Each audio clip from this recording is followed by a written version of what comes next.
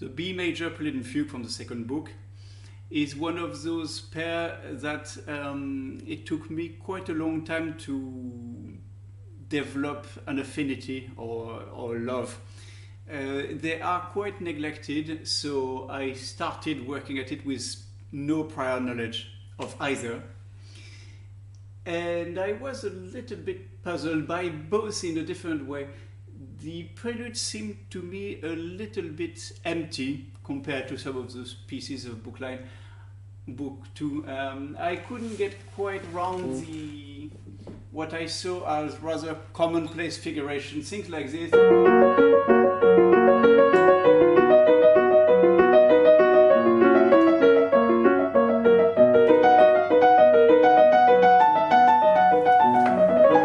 It felt like, yes, okay, it's something that we've heard many times before, and it's not doing very much more than that. I still have perhaps 10% of that feeling, which is still lingering, that this is maybe not the most original and the most groundbreaking of the preludes. There is now an atmosphere that I very much like about it, some sort of festive quality. I'm still very much puzzled by the way halfway through the music dissolved into a single line, which just goes on.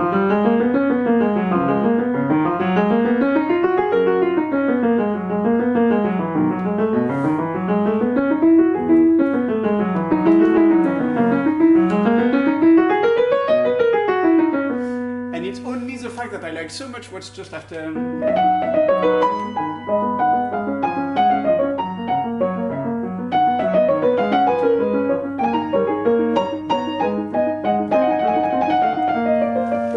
That in some ways redeem.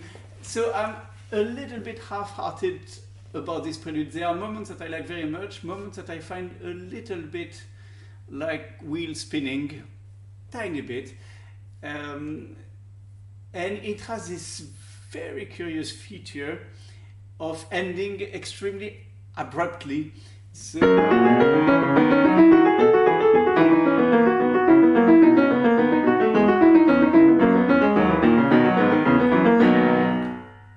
and that's all. And Bach has written this specifically as a quaver. So it's a kind of rhetorical device, ex abrupto. But it is curious, and it certainly takes you by surprise. I suppose it announces the fugue very well, this bluntness. Then you have this wonderful sustain.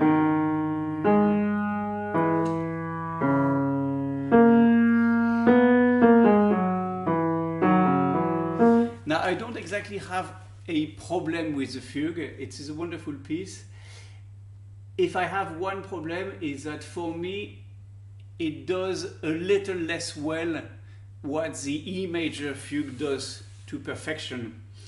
This sense of fulfillment, hope, and peacefulness, all these qualities are incarnated to perfection in the E major fugue. And this, in some ways, can feel a little bit like a retelling, which is not quite on the same depth, but that's only my impression. What the features that are particularly interesting about this particular piece is the way the subject is this sort of cantus firmus things of rather disjoint intervals. And what's fascinating is the way the counter subject wraps itself around the subject.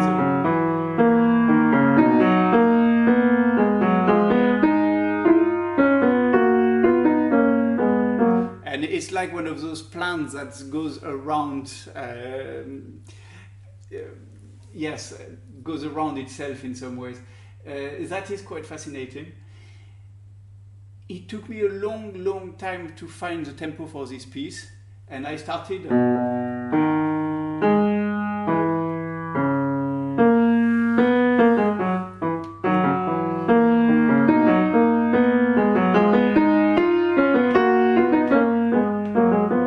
I started in a more dance-like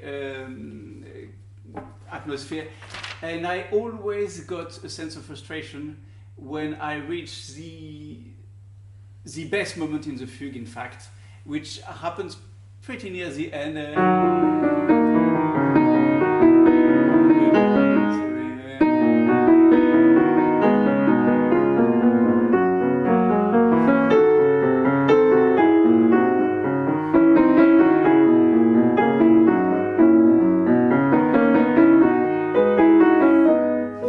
And at these moments, and moments like this,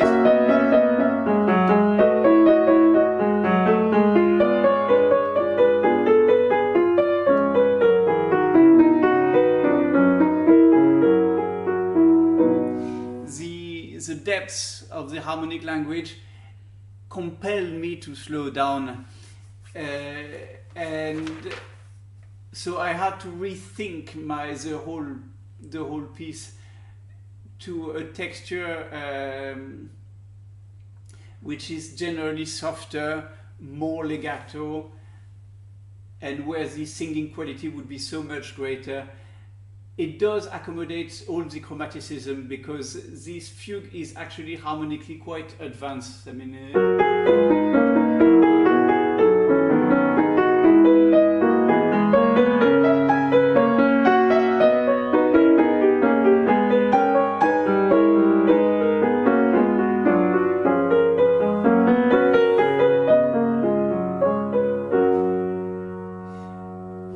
so perhaps I'm not selling it very well in saying that it is a slightly scaled down E major fugue.